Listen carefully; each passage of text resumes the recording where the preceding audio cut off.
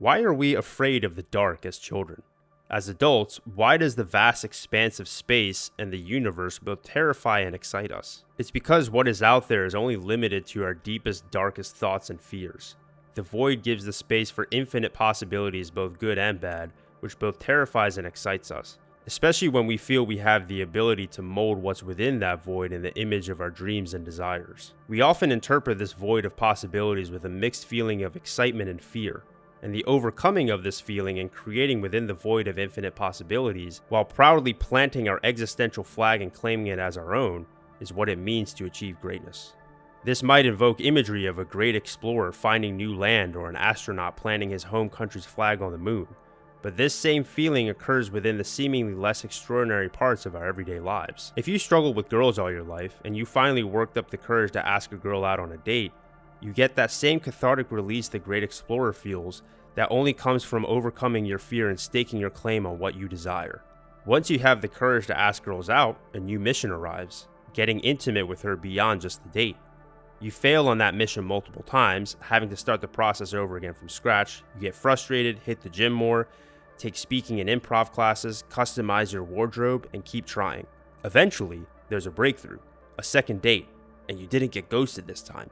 Then a third date, and you take her for ice cream after food. And then you suggest she come up to your balcony because it has such a great view of the city. Sure it does, buddy. And then boom, it finally happens. You got laid. You're the man. You conquered your fear, finally planting your masculine flag of greatness upon the mysterious, soft, supple ground of femininity that has eluded you for so many years. You finally have a feeling of power and validation now after so many years of rejection and humiliation. Then, you realize that this girl is taking a bit too much space in your bed. You like to sleep on the right side, but that's where she is. You have work early in the morning, and you're one of those people who can't really function without at least 6 or 7 hours of sleep. How do I politely tell her to move over? Better yet, how do I politely ask her to leave? This woman, this object of your desire that you would have done anything for just a mere few minutes ago, has now become a burden. You feel guilty for feeling this way, but that doesn't negate the fact that that's exactly how you feel.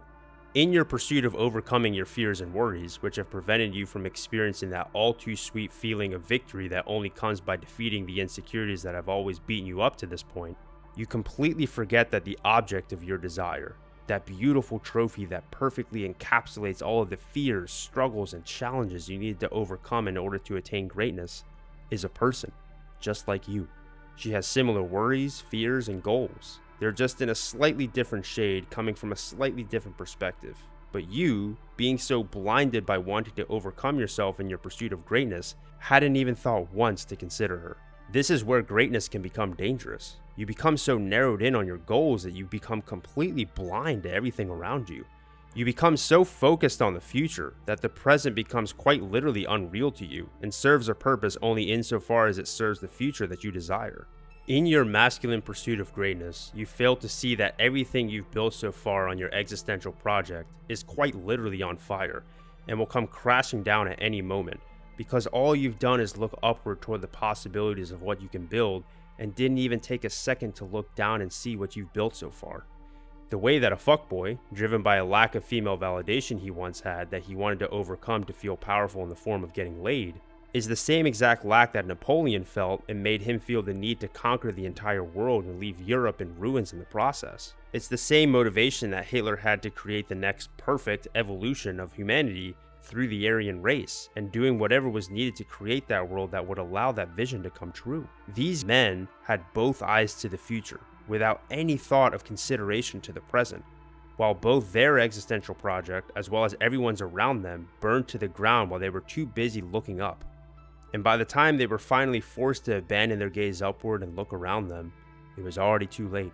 They destroyed themselves and everyone around them with their own ambition. Greatness destroyed them. Masculinity destroyed them.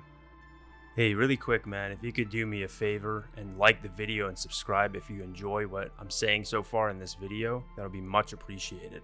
A small channel like mine, it takes a lot to get it from the ground up and actually build some momentum. And what I noticed is if one of these videos gets about 10% of likes compared to views, it makes a huge difference. So if you really enjoy what's going on so far in this video, please like and subscribe, much appreciated. Anyway, let's get back to the video. Greatness looks to the future.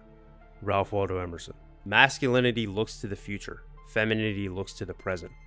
Femininity is attracted to masculinity. It wants to be a part of its vision for the future.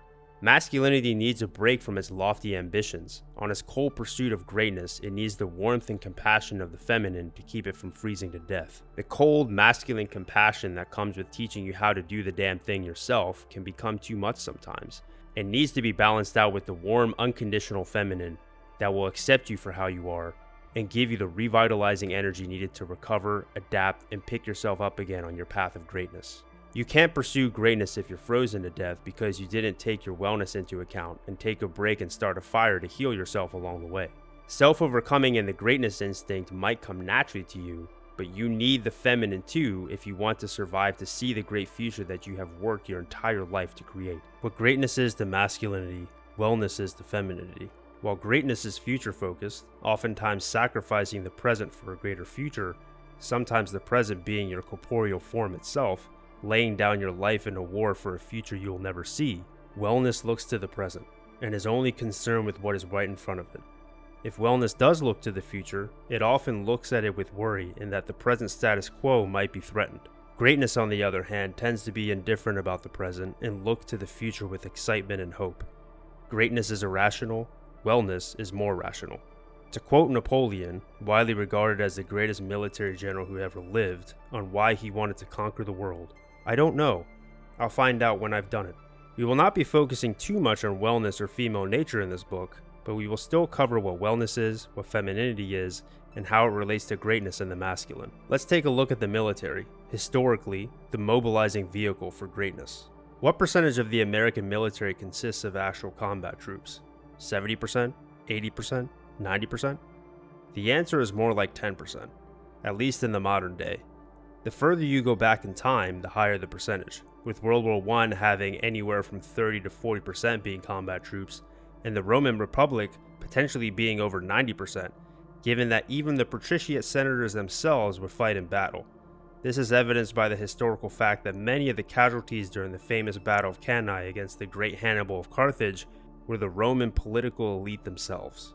I digress. The point is, even militaries, which we could aptly label as the collective personified form of greatness if there ever was one, still needed support or wellness roles to keep it grounded in the present to prevent it from destroying itself with its own ambition. The famous Mongol Golden Horde, arguably the most dominant military force of all time, which elicits images of terrifying, rugged archers on horseback, actually primarily consisted of the women and children of the soldiers, who follow the army at the rear, as well as other civilians providing support for all the horses and making food and providing housing for the gigantic army as they swiftly moved across Asia and Europe. The more greatness there is, the more wellness is needed to support that greatness. It is not a seesaw between the two.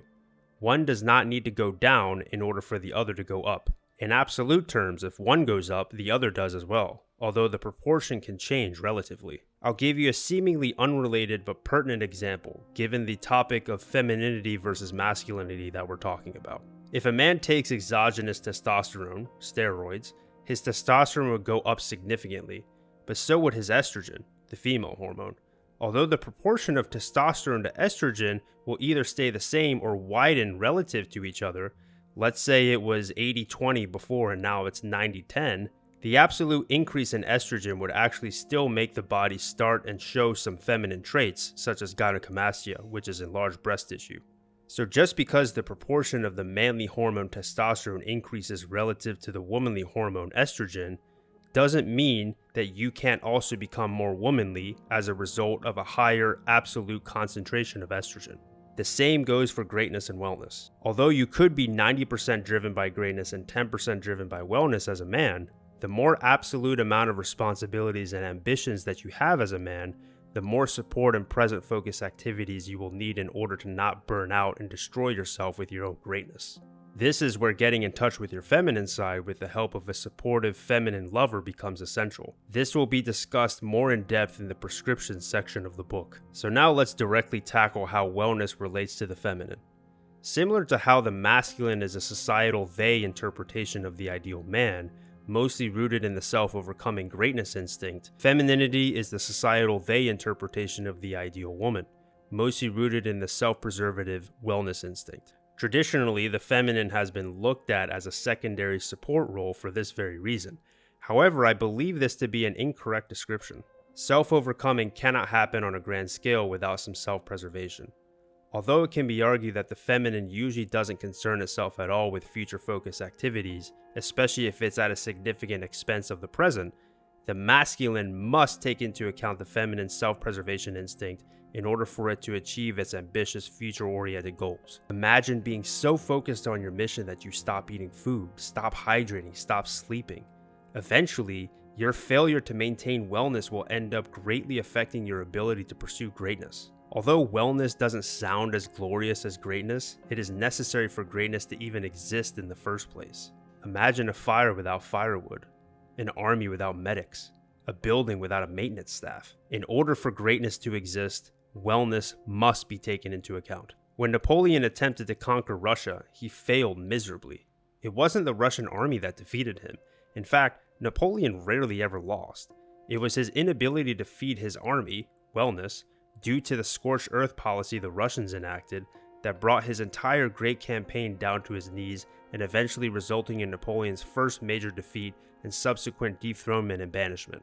All of this might seem obvious on a macro level, especially when talking about large armies and societies on a grand scale. It's pretty obvious that there are leaders and followers who support the vision of those leaders. However, it's also crucial to keep in mind that this same dynamic carries over to smaller circles of influence, be it the workplace, your friend group, your family, your romantic relationship, and especially your relationship with yourself. Greatness-driven individuals tend to be men, wellness-driven individuals tend to be women.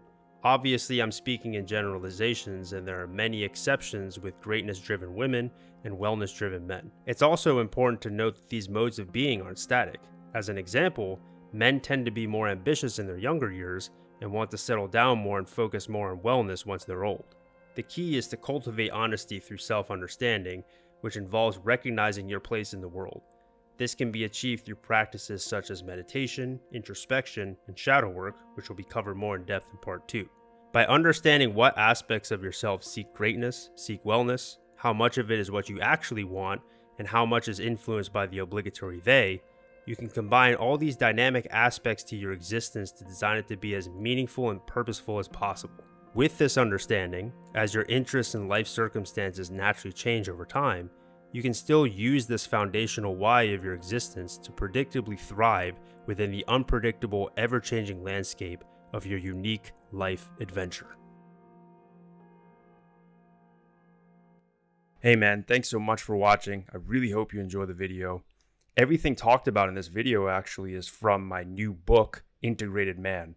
It's a working title. I might change it in the future. If you want early access to the book, you can access it through my Patreon. Part 1 is already finished, and I actually have an accompanying audio book for those of you who like to listen to books more than read them. I'm one of those people myself, so I recorded an audiobook for you. But also, if you just want to test out and see if the book is for you, because I don't think it's for everybody, the entire introduction and the first chapter are for free on Patreon. All you have to do is click join for free. You don't have to put your card info in or anything as far as I know, and you can just listen to it for free. And if you want to read on beyond that, then yeah, go ahead and subscribe on the Patreon.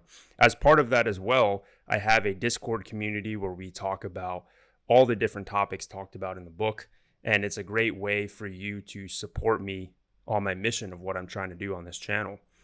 Everything that I earn on Patreon, eventually I'm going to be putting into self-publishing, which costs a few $1,000. So if you really believe in my mission and what I'm trying to do on this channel, what I'm trying to do in the book, I really hope that you would consider supporting me on Patreon. Anyway, thanks so much for watching, man, and I will see you next week with another video. Goodbye.